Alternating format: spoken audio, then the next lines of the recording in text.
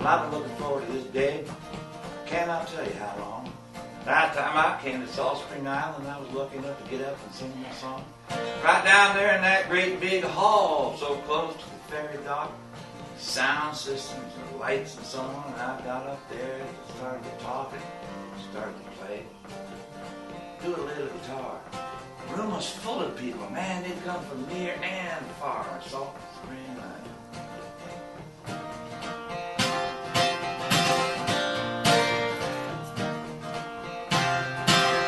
You know, life gets hard sometimes, and it might even sometimes get scary. I got on the phone.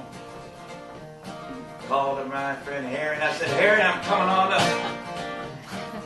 Is there anything we can do? He says, well, I don't know. I'll make a few phone calls and find out, and I'll get right back to you. And that's what he did.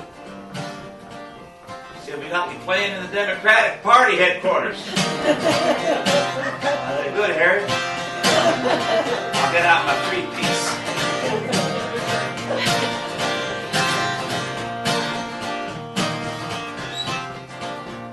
I'll tell you a little story, and ain't no joke. It's got a little white car that sputters and smokes. It's got cylinders 1, 2, 3, and 4, maybe 5 or 6, maybe some more, I don't know, but it only runs on a few of them. It uses about as much oil as it does gas. The tires wobble. Oh, and it leaks. I mean, rain. Other than that, it's just fine. So I thought to myself, well, Salt Spring's pretty far. I guess I better go out and rent a car. So I went downtown with my credit card. I'm a folk singer, man. Life gets hard, and I laid that thing down on the counter and said, I want to rent something. I'm on the straight and narrow that said we can rent your wheelbarrow. How about that, Mr. Folk Singer? Well, we talked about it a little bit, talked about it some more. I told him about my car that runs on 1, 2, 3, and 4 cylinders. Showed him the credit card I guaranteed, and he said, well, okay. Showed me a car out there, so you can have that one. Well, you can't have it, but you can use it for the weekend. So I brought it home, and it ran all right, and I parked it outside the house last night, and I went to sleep after a while, and I woke up at 6 with a great big smile, knowing I'd be able to make it to the border without the engine blowing up or the tires falling off, and all the cylinders might fire at the same time. Well, not the same time, because then the engine would blow up, but you know what I'm trying to say. So I took my guitar and a bag of CDs, and I put them in the trunk as pretty as you please. I got myself a couple of books to read while I drive. I'm making that up. Just a little hand jive. I don't read and drive at the same time. I use the radio and I visualize the words.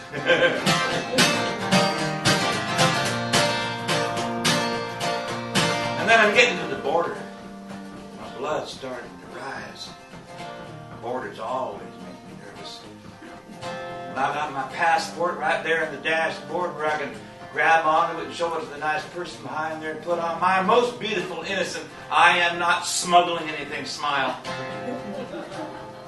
Where are you going? I said, Salt Spring Island. I visit my friends up there that have an organic apple orchard. It has a corner in it dedicated to people from Seattle. He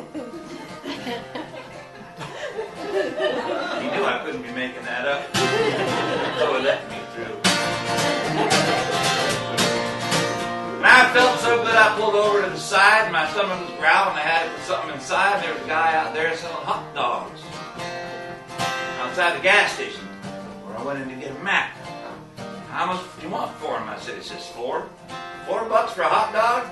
Put some of that melted cheese stuff on there too, would you? The kind that comes in a jar. What he had is melted cheddar. Something. Substitute.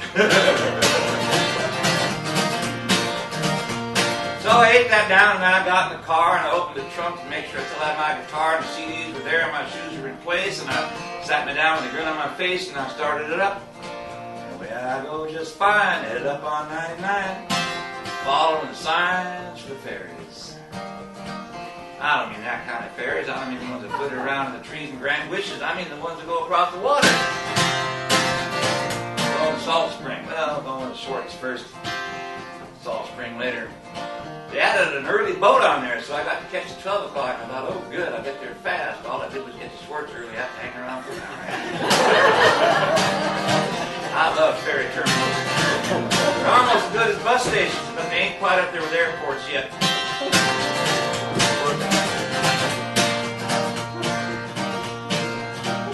But it was a beautiful day, and there wasn't even any rain, so I stood outside and watched the water go by, and it got a little bit cold, so I went inside and I read for a while. And then I went back outside because I like to get cold in that watery kind of a way.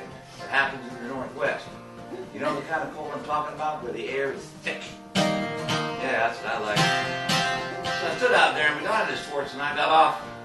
I wanted to make a joke about Schwarzenegger, but it didn't work out. Well, I got out and I asked if there's a cafe or something, or a cafeteria or something. They said no, and somebody standing right next to me said, yeah, it's right over there. So I went over and got myself something to drink, sat down and waited. Finally, I figured it was time for the other boat to come in, the one going to Salt Spring. No Fault Spring. Just the thing for Salt Spring. You know what I'm talking about? The salt just bubbles up out of the ground. Salt water coming up out of the ground. The ocean's down there, coming up out of the sidewalks, coming into your backyard, coming up through your sink, coming up through your toenails in Salt Spring Island. That's what they told me when I was here last. I believed them too. So I got on that boat with a lump in my throat, headed for Salt Spring.